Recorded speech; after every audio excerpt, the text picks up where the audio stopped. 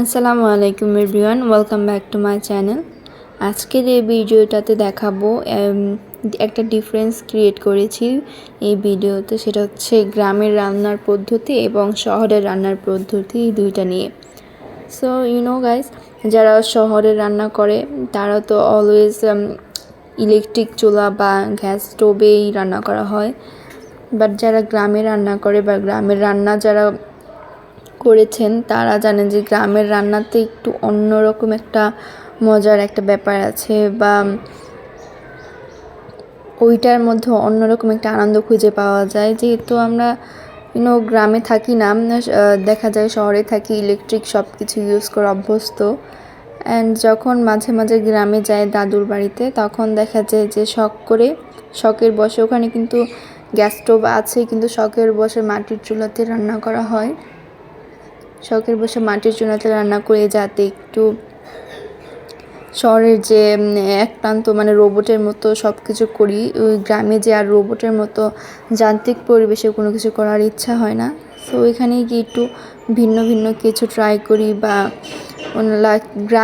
গ্রামীণ যে পরিবেশে যে ভাইবসগুলো ওইভাবে ট্রাই করি। আর কথা বলতে বলতে আমার হচ্ছে আজকে ব্রেড পুডিং বানাবো। সো ব্রেড পুডিংয়ের মিক্সারটাও হচ্ছে আমি রেডি করে ফেলেছি। এখন জাস্ট মিক্সারটা আমি যে বোলে বেক করব সেই স্টিলের বোল নিয়েছি। স্টিলের বোলটাতে আমি ছেঁকে নিচ্ছি এইখানে।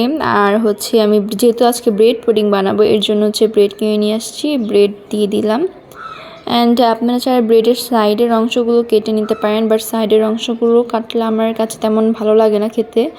বাট যেহেতু এটা বেক হয়ে যায়, তো সাইড কোনটা এবং মাঝখানের যে অংশটা সেটার মধ্যে কোনো ডিফারেন্স পাওয়া যায় না, যার জন্য দেখা যায় আমি আজকে সাইডগুলো কাটিনি, এইভাবেই দিয়ে দিছে। অ্যান্ড নর্মাল পুডিংয়ের চাইতে আমার ব্রেড পুডিং বা কেক পুডিং যেগুলো, ওগুলো আমার কাছে বেশি ভালো লাগে।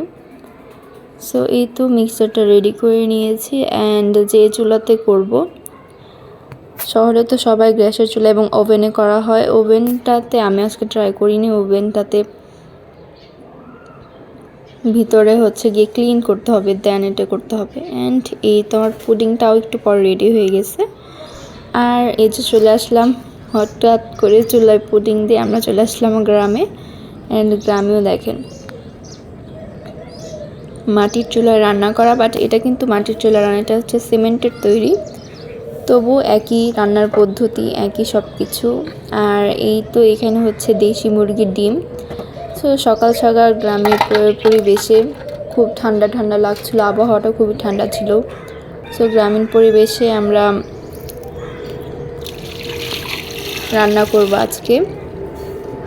সকালে নাস্তা হিসেবে হচ্ছে খিচুড়ি এবং ডিম করেছিলাম, ডিম ভুনা। সো এই তো ডিম সিদ্ধ দিয়ে দিলাম চুলাতে। অ্যান্ড কীভাবে হচ্ছে চুলায় আগুন ধরাতে হয় দেখেন, একটা অনেক স্ট্রাগল করতে হয়। আমি তো মাটির চুলাতে আগুন ধরাতে একদমই পারি না।